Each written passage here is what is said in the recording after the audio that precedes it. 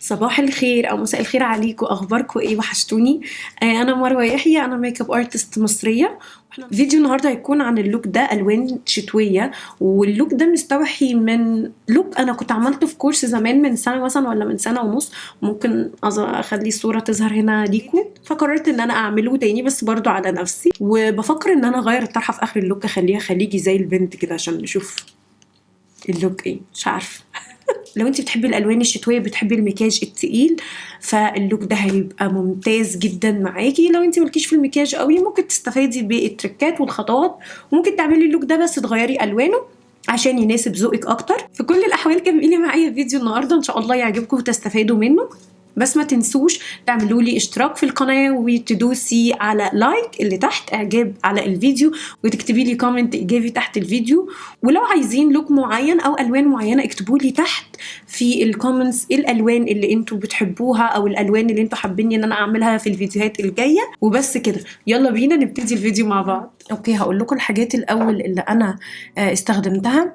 عملنا الحواجب بانستازيا جل درجه دارك براون، واللي حابب يشوف الحواجب طلع لك هنا لينك، هتدوسي عليها تروحي الفيديو منفصل للحواجب. وحطينا على الشفايف عشان نرطبها شويه عقبال المكياج، عشان الشتاء الفظيعه اللي احنا فيها دي، الالوفيرا زبده كاكاو عشان ترطب. واللانسز بتاعتي من دي سيو درجه رومانتيك بلو. وحطينا حوالين العين ميبلين ايدج ريوايند كونسيلر درجه ميديوم. ويلا بينا نبتدي اللوك. اول حاجه هاخدها هي باليت هدى بيوتي صغيره اللي هي موف اوبسيشن. هناخد منها الدرجه دي الاول نثبت فوق العيون، وبعد كده هاخد منها الدرجه دي كاول لون انتقالي في الجفن النهارده. هستخدم في ان انا اثبت الاي شادو على عينيا فرشه جيسب رقمها 222، وهي بتبقى شكلها كبير كده. وتتاكدي ان مفيش اي خطوط. شايفين الخطوط؟ شايفين؟ عشان انا ما ثبتش الكونسيلر. عشان البنات اللي بتقولي انا بحط كونسيلر وبيخطط، اهو تخطيط، وهنا كمان اهو تخطيط اهو. شايفينه ليه؟ عشان انا حطيته وما ثبتوش، فهيخطط فوق وتحت ويخطط في كل حته. ولو انت حطيتي الفاونديشن بتاعك وما ثبتوش بباودر، هتلاقيه خطط من هنا وخطط من هنا وخطط من هنا، خطط دخل في خطوط البشره. وبعد كده زي ما قلنا هناخد الدرجة التانية اللي هي على روج شوية بفرشة من جيسب رقمها 221، وننفض كويس ونبتدي نحطها. هاخد بعد كده اللون النبيتي ده شوية، وهاخدها فرشة من جيسب رقمها 234. شكلها عامل ازاي عشان اللي ما عندوش الفرش؟ بصوا، هي فرشة صغيرة وبلند فلافي شوية، فيها فلافنس شوية، ومبططة من الجنب، فأنا عايزاها يعني تقضي الجزء ده.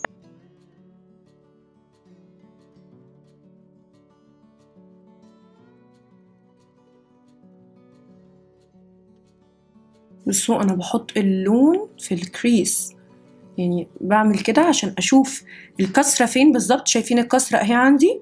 أحط الفرشة وارجع راسي لورا علشان منطقة الجلد دي تتفرد واللون يتحط عليها. بعد كده ارجع ابص تاني، بحيث ان انا لما افتح اشوف بس لاين واحد من اللون ظاهر لي. يبقى انا كده عملت الكيرف بتاعي باللون النبيتي. ارجع بقى للفرشة البلند اللي هي من جيسب رقمها 227، هتكون فاضية، وترجعي تدمجي اللون في مكانه.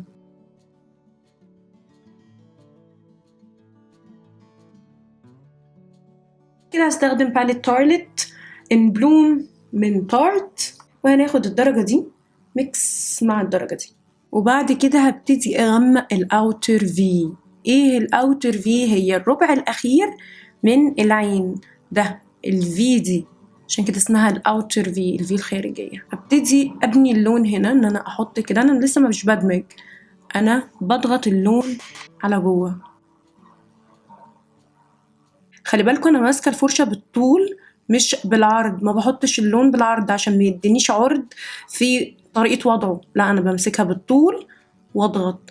التفاصيل الصغيره دي تفرق في الشغل قوي وتريحك. بعد كده هاخد فرشه من جيسب رقمها 244، هي بلند مدببه، وابتدي ادمج اطراف اللون. لما تيجي تدمجي امسكي الفرشه بالطريقه دي وابتدي شدي على بره، مش بره بعنف، يعني ما تشديش بره وشك، لا انتي بتهمسي للون. بتمسكي اللون بالراحة خالص كده وتشديه لبره. احنا ايه هدفنا هنا؟ ان انا ادي سحبه للعين، لان انا هعمل ايلاينر بولد ايلاينر، فانا عايزه سحبه الاي شادو اللي في الاخر دي تمشي مع الايلاينر. لازم تكوني عارفه انت هتعملي ايه، وتفضلي تبني اللون وتدمجي لبره لحد ما يوصل العين للوك اللي انت عايزاه، للسحبه اللي انت عايزاها.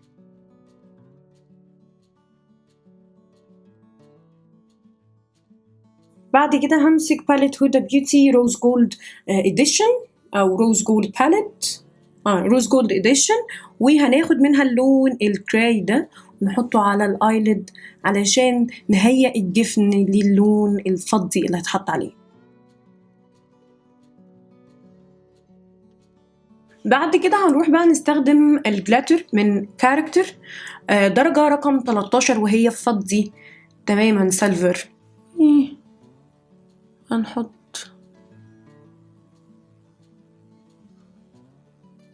اللون بس اشتغلوا بسرعة يعني ان الجلاتر ده بينشف جدا، وهبتدي اطبطب الحروف بتاعته بفرشة شعر صناعي مش شعر طبيعي. هقول لكم رقمها حالا بعد ما اخلص. الفرشة اللي انا استخدمتها هي من جيسب رقمها 262 اسمها كريس. هرجع كده بس سريعا للفرشة اللي هي كانت 234 وباليت تارت اللون الغامق ده شوية، هاخد منه حاجة بسيطة بس كده واطبطب على اخر الجلاتر عشان ادمجه، ما يبقاش كده هو واقف نهايته باينه والاي شادو من تحتيه باينه. احنا عايزين الاي شادو يخفف اخر جزء من الجلاتر علشان يبان ان هو مدمج معاه. ايوه كده. ودلوقتي وقت الايلاينر. الايلاينر في العين ده هيبقى صعب عشان وجود الجلاتر، فانا بحبذ او بحب ان انا الاول اعمل جel لاينر، احدد النقط اللي انا همشي عليها في الايلاينر، وبعد ما اخلص الشكل المبدئي للعين امشي عليها بايلاينر ليكويد اللي هو الايلاينر سائل زي بتاع هدى بيوتي عشان يديني اللوك الاخير اللي هو الايلاينر السواد بقى الناعم اللي ماشي شارب. فالاول احنا بنمشي ب فوريفر 52 ايلاينر، وطبعا فرشة سيجما اللي هي اي 6 اللي احنا اتفقنا وقلنا عليها الفيديو اللي فات، واللي ما اتفرجش على الفيديو اللي فات يطلع لك هنا لينك روحي اتفرجي عليه، هتتعلمي ازاي توسعي عينك بشكل حلو كده وخطوات بسيطة ولطيفة. بعد ما تعملي الخط بتاعك الاولاني اللي هو بيحدد اتجاه ارتفاع الايلاينر ده ما فيهوش اي مشكلة، بتاخدي قليل قوي من الجel لاينر وبتبتدي ترجعي عشان نعمل شكل الايلاينر ده. ترجعي من اخره، المفروض ان احنا نرجع من اخره وننزل هنا كده خط متوازي مع ده، لا احنا بناخده وننزل بالعرض كده، نعمل شرطة يعتبر. بعد الشرطة دي بقى بنرجع ننزل الخط المتوازي اللي احنا كنا لسه بنتكلم عليه. تمام، ده الكروكي بتاعه. بعد كده بتبتدي بقى تعدلي فيه وتمليه.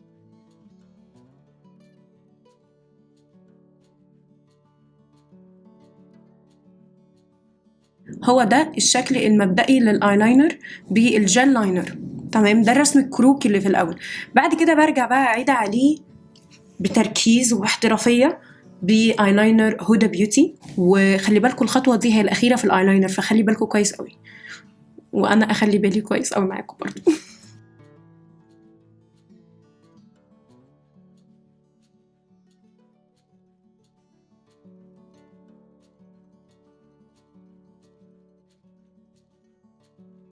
بصوا، ايه رايكم؟ مش مصدقه خلصت الاثنين ايلاينر والاثنين زي بعض. بصوا، عجبني قوي لحد دلوقتي، بس حاسه ان الجزء ده فاضي مش مفهوش حاجه، ودي حاجه مضايقاني. فهاخد باليت تارت تاني، تمام، وهاخد ميكس ما بين الاثنين اللي احنا قلنا عليهم بفرشه بنسل من جيسب رقمها 230، واعمل بس هنا كده لاين خفيف، نحط لون بني بس علشان نرفع العين لفوق شويه، لان كده العين باينه قوي انها هودد او مبطنه، يعني الجزء ده تحسي ان هو نازل على العين شويه، فتحسي ان هو الشغل كله هنا وسحبه الايلاينر الجزء ده فاضي، فاحنا كده بنبين اكتر ان العين هودد، فلازم احط حاجه هنا غامقه شويه تدخل لي العين لجوه.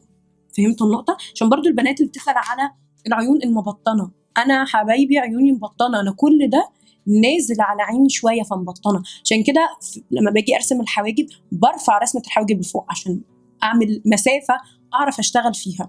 طبعا في بنات بتبقى عينيها مبطنه اكتر من كده، بس انا بتكلم في كفكره كمبدا، كمبدا الشغل عليها ازاي. حطيت ريكسول السيرم اللي بيرطب لي بشرتي. الفاونديشن بتاع النهارده هو بورن ذس واي من تو فيس لدرجه وورم بيج. وبعد ما وزعنا الفاونديشن بالبيوتي بلندر هنستخدم كونسيلر تارت درجه ميديوم. بعد كده هثبت الوجه كله، وتحت عيني بهدى بيوتي لوس باودر درجتها باوند كيك. بعد كده هرجع لباليت هدى بيوتي وهاخد اللون النبيتي بفرشة من الجيسب رقمها 234 اللي احنا عملنا بيها الجزء الداخلي الخارجي للعين، وهبتدي امرر اللون ده تحت جفن العين.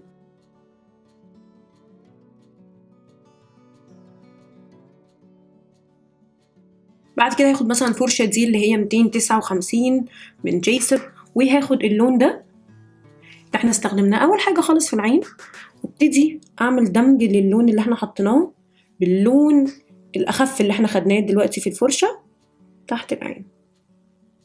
وبعد كده هاخد الطرف التاني من ايلاينر هدى بيوتي اللي هو كحل واحطه جوه العين من تحت، واخد اللون الاسود اللي في باليت هدى بيوتي، وابتدي اموه الخط الاسود اللي جوه عينيا، اموهه تحت عينيا عشان ادي سواد اكتر للعين وتحديد اكتر. باي فرشه فلات عندك، انا مثلا هستخدم رقم 263.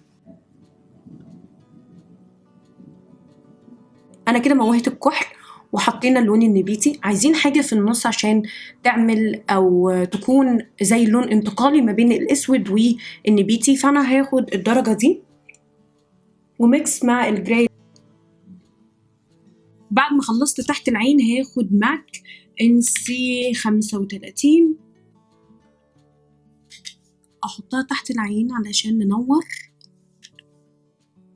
ونشيل اي شادو حصل تحت العين. بعد كده هاخد فيزيشن فورمولا درجتها سان كيست. مش لاقيه فرشه الكونتور المناخير بتاعتي، مش عارفه فين، فلقيت الفرشه دي اللي هي فرشه انستازيا اللي بتيجي في اي باليت لانستازيا. هاخد الجزء البلند المنفوش مش الجزء التابينج قليل، وابتدي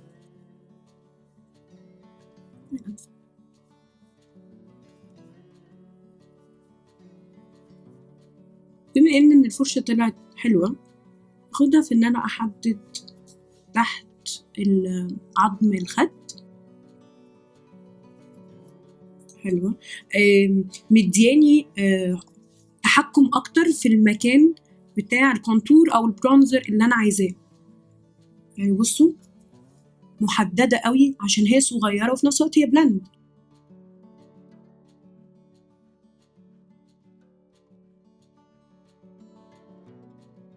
وبعد كده حطيت بلاش من ماك درجه بيتشي، ودلوقتي هنحط الحمرة. السبب ان انا مدخله في العين مع الرمادي والبني درجات على نبيتي وعلى مارون، ان انا كان نفسي احط الدرجه دي درجه شتويه بجد. بقى الشتاء دخلت علينا جامد، فاحنا لازم يكون لينا رد فعل في الموضوع ده. فانا هستخدم سيفورا ده رقم 14. وفي الطبيعي انا هنحط الرموش وخلاص، بس انا حابه اعمل حاجه معاكم جديده. هركب رموش من تحت في اللوك ده لان اللوك ده تقيل، ومهما احط ماسكارا من تحت رموشي من تحت عمرها ما هتكون اطول من مدى الاي شادو، فمش هتبان تمام. فانا حابه ان انا احط رموش من تحت، وبالمره قلت اوريكم التكنيك بتاعها بيبقى عامل ازاي. الرموش اللي انا هستخدمها هي من تاشي لاشي 8 ملي، وانا بشرح لكم جات لي فكره ان انا اوريكم الاول الشكل، التأثير اللي بتعمله الرموش السفلية على المكياج. فحبيت ان انا اعمل العين دي الاول من غيركم عشان اوريكم الفرق. بعد كده هاخدكم معايا في الخطوات دلوقتي، بس عايزه اوريكم الفرق. بصوا انا لسه ما حطيتش رموش من فوق ولا حطيت ماسكرا ولا اي حاجه خالص، مجرد رموش من تحت. فتعالوا بقى اوريكم ازاي هنركب الرموش السفليه في العين دي. طيب اول حاجه انا وريتها لكم ان انتوا بتحتاجوا الرموش نفسها. تاني حاجة بيبقى لازم يكون معاكي ملقاط يكون مريحك. تالت حاجة وهو الجلو، أنا هستخدم الجلو الأسود. طبعا الرموش السفلية ليها جلو مخصوص من أي براند، بس للأسف الجلو ده مش معايا في الاستوديو. فطبعا انتوا عارفيني ما بنقفش، ما هنشتغل يعني هنشتغل. طريقة بقى مسك الرمش من غير ما يبوظ، أنا بمسكه من فوق من العقدة بتاعة الراس بتاعته، وبعد كده بحطها على إيدي وامسكها من الشعر بالشكل ده. تمام؟ شايفين راسها وشايفين اتجاه الشعر، الكيرف بتاع الشعر اللي جوه. يعني انا هحطها كده، يعني دي العين تمام، هلزقها كده اوكي، فالكيرف بتاع الرمش يكون لجوه. وبعد كده بحطها في الجلو همسه يا دوب الراس بتاعتها بس تاخد نقطه جلو، وتبصي لفوق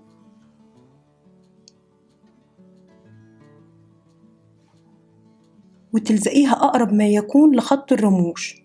يا رب تكونوا شايفيني والكاميرا تكون عامله فوكس، اقرب ما يكون لخط الرموش. عشان كده بقول لكم اللوك ده عشان فيه اسود كتير تحت العين يليق معاه قوي قوي قوي الرموش السفليه. وبعد كده بتفضلي تاكدي عليها بضغطه بسيطه بصباعك مكانها بس كده. ناخد الرمش التاني وجنب الرمش اللي احنا حاطيناه. انتوا لازم تكونوا عادين كام رمش حطيتيه في العين دي عشان تحطي زيه في العين دي، عشان لو ما حطيتيش هتحسي ان العيون مختلفه، ودي حاجه سو ان بروفيشنال. ما ينفعش ابدا تكوني هنا حاطه مثلا 8 وهنا 6. يبقى احنا كده ظبطنا الرموش من تحت. فانا عقبال ما اسيب عينيا من تحت ترتاح هروح احط الرموش من فوق. هنحط النهارده الرموش من روكا لاشز، اسمها إلينا. حطينا رموش وحطينا الماسكرا من فوق ومن تحت، ودلوقتي هستخدم الهايلايتر من اوفرا. هاخد الدرجه دي واحنا كده نبقى وصلنا لنهايه فيديو النهارده، وهو ده الفاينل لوك. يا رب تكونوا اتبسطتوا بيه، وما تنسوش زي كل مره انا بكتب لكم تحت كل حاجه انا مستخدماها بالدرجات بالماركات بالعربي بالانجلش. اشوفكم ان شاء الله المره الجايه على الف خير. هسيبكم على الفاينل لوك، يلا باي باي.